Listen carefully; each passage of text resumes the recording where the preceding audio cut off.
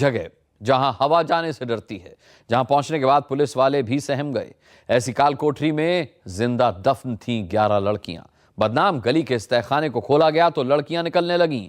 रात 12 बजे दिल्ली में नर्क के 7वें दरवाजे से इन लड़कियों को आजाद कराया गया। बदनाम गली की दर्दनाक कहानी, संजय वर्मा की रिपोर्ट।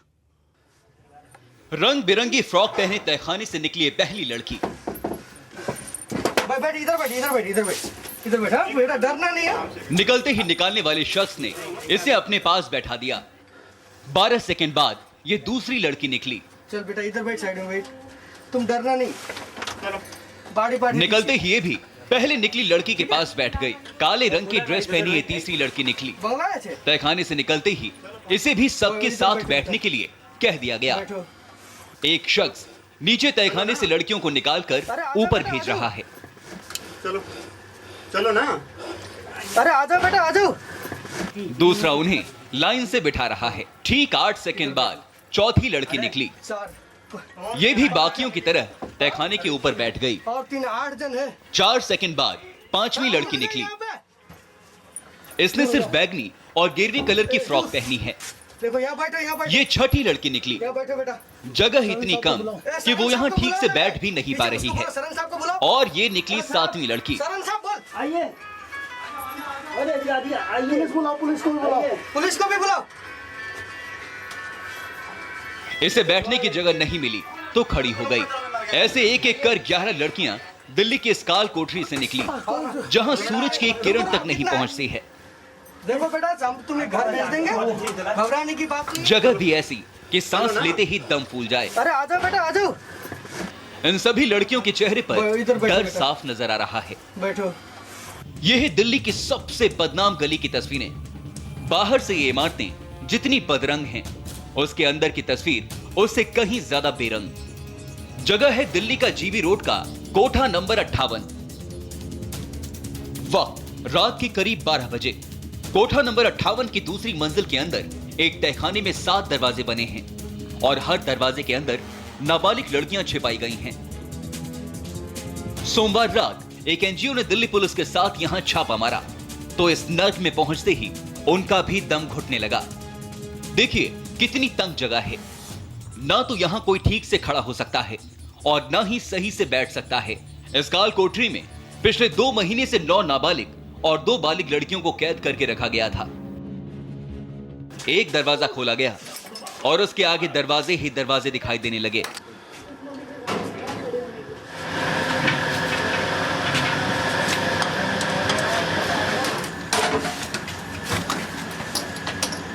अगर आप किसी तरह पहुंच भी जाएं, तो यहां तक पहुंचना 7 समंदर पार करने के बराबर है। इसमें नहीं है, इधर तो ताला खोलो ना, बंद करके। पहले ताला तोड़ा गया और टॉर्च के जरिए आगे बढ़ने की हिम्मत जुटाई गई।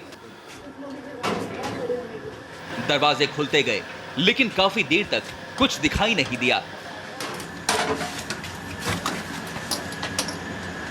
करीब 2 घंटे बाद पुलिस को वो जगह मिली जिसकी उन्हें तलाश थी, यानी नाबालिग लड़कियों की काल कोठरी। दिल्ली पुलिस को इस बदनाम गली के खुफिया तहखाने का सुराग कैसे मिला, कितना बड़ा है जिस्म फरोशी का यह नेटवर्क, दिखाएंगे आपको एक ब्रेक के बाद।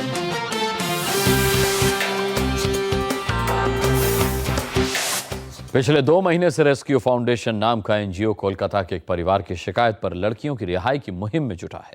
एनजीओ को खबर मिली थी कि कोलकाता से 2 नाबालिग बच्चियों को दिल्ली लाया गया है और उन्हें जिस्म फरोशी के दलदल में धकेल दिया गया है। उन्हीं 2 लड़कियों की तलाश में रात में पुलिस ने एनजीओ के साथ मिलकर छापेमारी की। दिल्ली पुलिस की टीम एक तंग और बेहद ही संकरी सीढ़ियों में चढ़ रही है। खूब अंधेरा है। थोड़ी दूर चलने के बाद पुलिस को एक बड़ा कमरा दिखाई दिया जहां बच्चियां बैठी थीं। पुलिस ने एक एक कर बच्चियों को निकालना शुरू किया।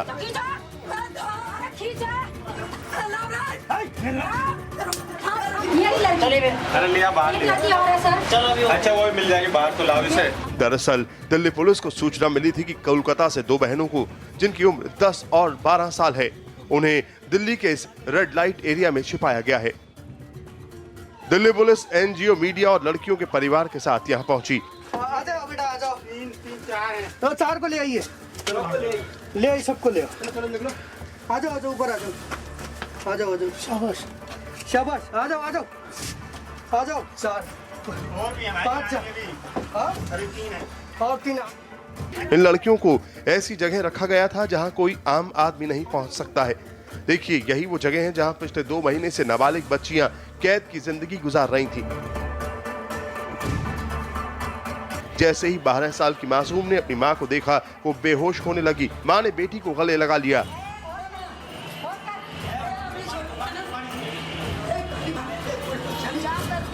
कोठा नंबर 58 पे जीबी रोड पे इनको सेकंड फ्लोर पे रखा गया था। उसमें कई सारे तहखाने थे और बहुत मुश्किल से हम वहाँ पहुँच पाए थे। रेंग के लिटरली जाना पड़ा था। और आपके पास शॉट्स भी आप देख सकते हैं, उसमें कहाँ हम लोग कितने अंदर जाना पड़ा था लड़कियों को रखने के लिए। एक छोटे से रूम में 10 लड़कियों को बंद करके रखा गया था, जहाँ सांस लेने में दिक्कत हो रही थी। जब हमने दरवाजा खोला तो वहाँ लग रहा था कि हम बेहोश होकर गिर जाएंगे। जिन तहखानों से लड़कियों को निकाला गया वो इतना बड़ा था कि कई दर्जन लड़कियां इसमें आ सकती हैं। इन नाबालिग लड़कियों से जबरन देह व्यापार कराया जाता था और मना करने पर रबड़ की ट्यूब से मारा जाता था। इस छापेमारी में एक 12 साल की लड़की को उसके परिवार वालों ने पहचान लिया, मगर इसकी 10 साल की दूसरी बहन का अभी तक कोई पता नहीं चल सका है। पुलिस उसकी तलाश में जुटी है। पुलिस को सूचना मिली है कि उसे भी यहाँ लाया गया था, मगर कुछ दिन बाद दूसरी जगह भेज दिया गया। क्या था, कितने दिन से लड़की गायब थी? आज 15 दिन से। कहाँ मिली? ये यहाँ पाड़ा में। कितनी साल की लड़की थी? एक मेरा 10 साल का, एक 15 साल की। पुलिस प्रशासन की शिकायत पर एसडीएम कार्यालय की ओर से कई कोठों को सील करने के आदेश जारी हो चुके हैं और कोठे के मालिक से पूछताछ की जा रही है। दिल्ली में तहखाने से तो मुंबई में स्पा से निकली लड़कियां। यहां मसाज की आड़ में कैसे चलता था सेक्स का कारोबार, दिखाएंगे आपको एक ब्रेक के बाद।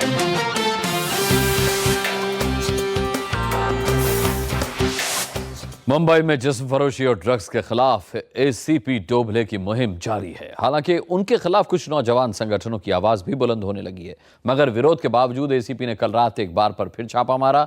इस बार छापे में एक स्पा से निकली 7 लड़कियां। इमरान शेख की रिपोर्ट।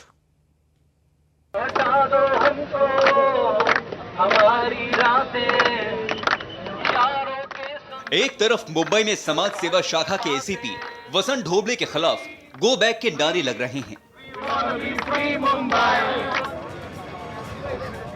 इन्हें मुंबई में युवाओं की आजादी छीनने वाला और नाइट लाइफ का किलर पुलिस वाला बताया जा रहा है। वहीं दूसरी तरफ रात को मुंबई में जिस्म फरोशी और ड्रग पार्टी के खिलाफ एसीपी वसंत ढोबले की मुहिम जारी है। सोमवार की रात एसीपी वसंत ढोबले ने मुंबई के भोईसर इलाके में मौजूद शाई ली स्पा नाम के इस मसाज सेंटर पर छापा मारा और यहां मसाज के नाम पर जिस्म फरोशी में लिप्त कुल 7 लड़कियों को हिरासत में ले लिया गया। एसीपी के मुताबिक इस स्पा में मसाज की आड़ में जिस्म फरोशी का काला कारोबार अरसे से चल रहा था। पे अगर इंक्वायरी करते हैं तो वो टेलीफोन नंबर बता देते हैं और यहाँ के टेलीफोन नंबर पे बात करने के बाद यहाँ मसाज होगा ऐसा इंटीमेशन दे देते हैं और यहाँ का एड्रेस कोट करते हैं। यहाँ आने के बाद में फिर वो जो लड़कियाँ मसाज के लिए प्रोवाइड की जाएगी वो प्रोस्टिट्यूशन में भी प्रोवाइड होगी और उनको अमुक एक अमाउंट कोट किया जाता है। इस बार एसीपी ने मसाज सेंटर तक पहुंचने का रास्ता इंटरनेट के जरिए पकड़ा। इंटरनेट की कुछ ऑनलाइन सर्विसेज में इस मसाज सेंटर के बारे में जिक्र था और जब एक बोगस कस्टमर ने स्पा पर फोन कर मसाज की जानकारी मांगी तो मसाज के साथ मनचाही लड़की के साथ जिस्म फरोशी की भी जानकारी दी गई और फिर सोमवार की रात रंगे हाथों मसाज सेंटर में जिस्म फरोशी का पर्दाफाश हो गया। बोईसर पुलिस ने स्पा के मालिक उमराव सिंह ठाकुर को भी गिरफ्तार किया है, जो खुद को 9 अखबारों का पत्रकार बताता है। पुलिस इसकी भी जांच कर रही है।